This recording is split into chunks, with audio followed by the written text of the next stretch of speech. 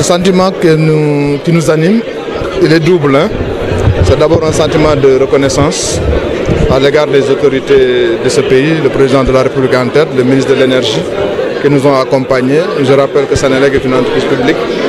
Donc forcément, c'est un sentiment de reconnaissance. Et donc nous remercions le président de la République, le ministre de l'Énergie, le ministre de l'Économie et des Finances, parce que sans l'intervention de ces autorités, nous n'aurions pas pu aller sur le marché. Le second sentiment, c'est un sentiment de légitime fierté. Après la reconnaissance, c'est la fierté. Fierté d'avoir pu conclure cette opération à bout et d'avoir réussi une surcotation sur le marché, qui fait que sur les 30 milliards qui étaient recherchés à l'origine, nous nous retrouvons avec un portefeuille de 38 milliards 250 millions à peu près. Et donc, comme je disais tout à l'heure, ce n'est pas un emprunt que nous célébrons, c'est les significations de cet emprunt qui nous intéressent. Ces significations, pour nous, c'est que les fondamentaux de notre pays sont solides. Parce que si la Senelec, entreprise publique, peut aller sur le marché financier sous-régional et lever sur un mois 38 milliards, avec parfois l'apport de souscripteurs de la zone hors UEMOA, c'est le signe que le Sénégal est un pays stable, est un pays attractif. Et les bonnes nouvelles parfois s'enchaînant, comme malheureusement parfois les mauvaises.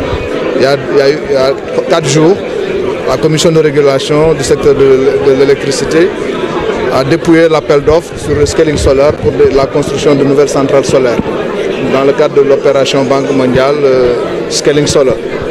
À travers Scaling Solar, nous avons obtenu au terme de la sélection les plus bas pour l'énergie solaire jamais pratiquée en Afrique, 26 francs le kilowattheure, pour deux groupes qui nous permettront de construire 60 MW à Touba et à Kaon, 60 MW solaires supplémentaires qui viendront s'ajouter à notre parc et conforter le mix énergétique qui est l'axe prioritaire de la politique énergétique de l'État du Sénégal. Et donc c'est une légitime fierté. Je disais donc c'est l'attractivité de notre pays que nous célébrons. Et c'est également la confiance retrouvée en Senelec, cette entreprise publique, cette entreprise nationale, patrimoine de tous les Sénégalais, qui doit vivre, qui doit se développer, qui doit rester performante. Et des actions de ce type nous permettent de réussir cet objectif qui est de mettre à la disposition des Sénégalais une électricité de qualité et de travailler à travers un mix énergétique intelligent à la baisse des coûts de production et donc demain des coûts de vente. Parce qu'après avoir relevé le défi de la disponibilité de l'électricité, on aura toujours des coupures, comme je dis souvent, il y aura toujours des pannes, il y aura toujours des interruptions de service. Et ce qui est évident, c'est qu'on veut banaliser la fourniture de l'électricité. On veut la banaliser comme dans un pays normal, dans le pays normal que nous sommes. La fourniture de l'électricité doit être un service banalisé qui ne doit pas attirer l'attention outre mesure. Et que Senelec devienne une entreprise normale, qu'on oublie, dont on ne parle que pour annoncer des bonnes nouvelles comme aujourd'hui. Mais je disais donc, au-delà de la disponibilité de l'électricité, pour les ménages et pour les entreprises, l'élément le plus déterminant pour nous aujourd'hui, qui est notre perspective, qui est la finalité du plan ISL Senelec 2020, c'est de faire de l'électricité un facteur de compétitivité pour l'économie nationale. Le secrétaire permanent à l'énergie l'a dit tout à l'heure.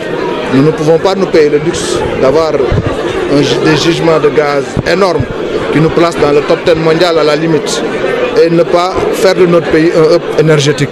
Nous aurions failli à notre mission si nous ne réussissons pas cela.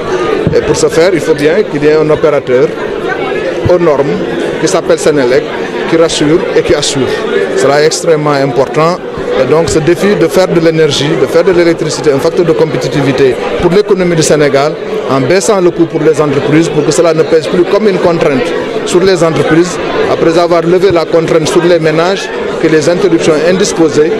Donc je crois que c'est un défi assez important, assez passionnant, que je pense que nous pouvons relever avec les équipes mobilisées de Senelec, avec les équipes mobilisées du ministère du Pétrole et des Énergies, avec les équipes mobilisées du gouvernement du Sénégal. Et surtout, noter avec beaucoup de fierté que des Sénégalais, personnes physiques, pour plus de 600 personnes, ont contribué, ont souscrit. Quand je parcours les souscriptions et que je vois qu'il y a des Sénégalais anonymes, donc clients de Senelec au quotidien, qui ont contribué pour 100 000 francs, pour 60 000 francs.